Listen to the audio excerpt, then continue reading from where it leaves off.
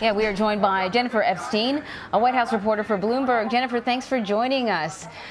So President Trump has certainly been encouraged to bring up Russia's meddling in the 2016 election. He was asked yesterday if he would definitively acknowledge that Russia did meddle in the election, and he sort of couched his answer saying, well, they may have, but maybe some other countries did as well. And the other thing that we've heard from the president is that he thinks it's a good thing if Putin likes him. How can that be a bad thing when you're tackling these meaty, difficult topics? How do you see this playing out? Do you think he'll bring up the meddling topic at all in this conversation?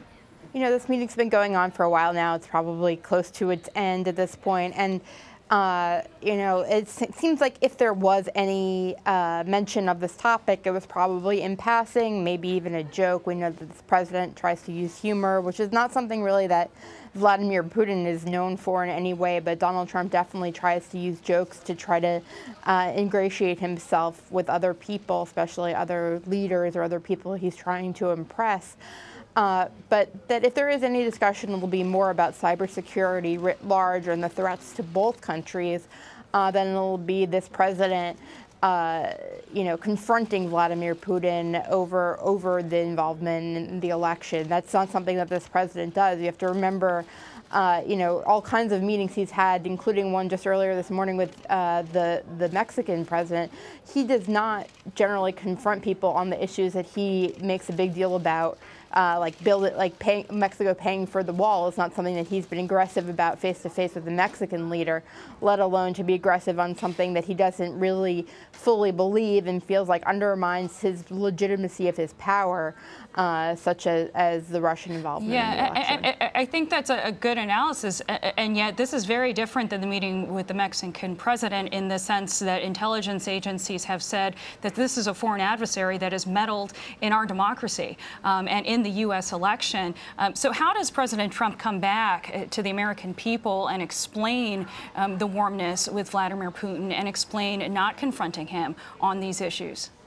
You know, I think it's going to be kind of what we saw from him during the campaign, which is that he thinks that the way to work with Russia is to show respect. Sometimes that was not something that President Barack Obama really entirely showed. You know, when he called Russia a regional power, that was something that Putin took great offense to. And I think Trump's approach is that he thinks that if he can make Putin feel respected and liked, and if it goes both ways, that ultimately that will lead to better cooperation on issues like Syria or North Korea. You know, I don't think there will be a lot of discussion of the Ukraine issue. That's not an area where there's a lot of agreement between at least the U.S. foreign policy establishment and Putin. But, you know, he did yesterday, Donald Trump did in his speech in Poland, criticize Russia for its destabilizing activities in Eastern European area. And he also very clearly stated his support for NATO and Article 5, something that Vladimir Putin has been critical of. That's got to have some sort of impact on the talks they're having.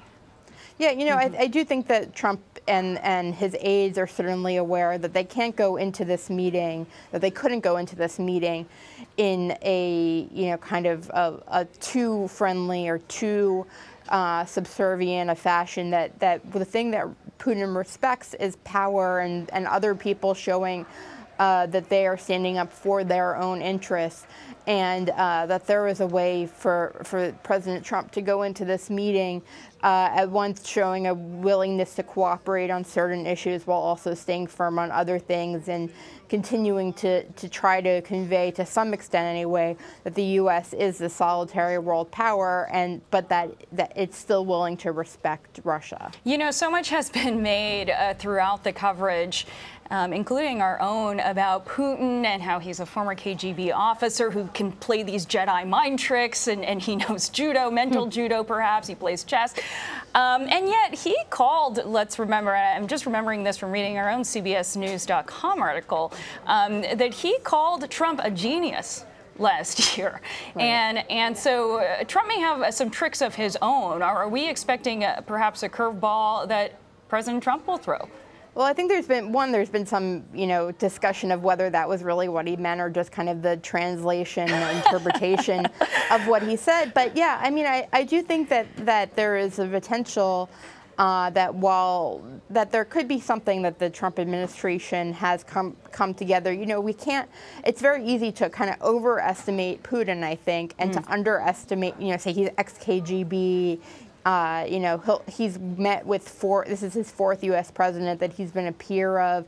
To say all of those things and then to not keep in mind that even while Donald Trump has no experience on the world stage as a head of state, he does have experience with all kinds of, shady business partners and business, adversaries. And that's somewhere where we could see Trump, use some of the tricks that he has,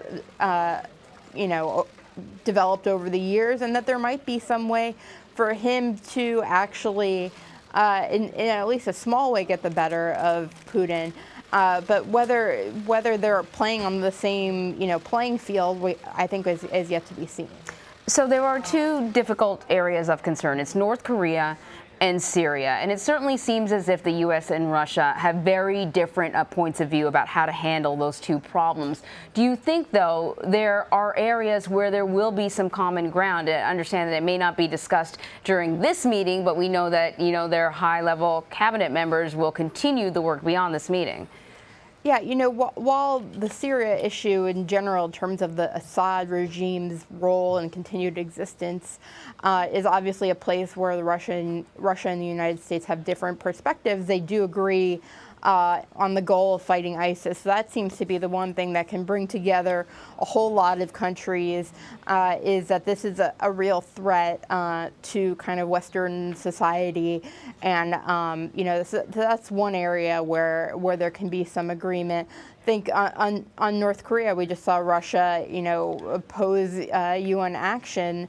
And that's, a continued sort of position of theirs to clog up the works in the UN, and I think that that's likely to continue. But there is still room for there to be some negotiations and some talk about how nuclear security works to both countries' advantages, and how those are some issues, missile defense, that have been on the table for a long time between these two countries, really since the end of the Cold War. It seems to me, Jennifer, that the White House would want to at least point to some short-term achievements or objectives that were met in this meeting. Do you anticipate that, or do you believe nothing concrete will come out? I do think that both sides are hoping to come out of this with a win. That's certainly what Trump always wants, is to have at least a short-term win. I do think that that's also Putin's style, that they are similar in that they both want to come out of a meeting, seen as with it being seen as successful, and that they both got something, that they each want to say that they got something. I don't know that they care if the other one says that they got something or not. And so I would expect that there will be, some sense. I think it will be a lot along lines of what the president said beforehand. That it was a positive discussion, that they're getting to know each other, that they think they can work together, that some of those kinds of things will be coming out of this, even if we don't get, the president saying, yeah, I really cut into Vladimir Putin for Russian-linked hacking of, various things, not just the electoral process, but, we've even had reporting just in the last day about threats to various nuclear power plants in the U.S. This is a broader thing than just, the democracy piece of it is obviously quite large. Yeah.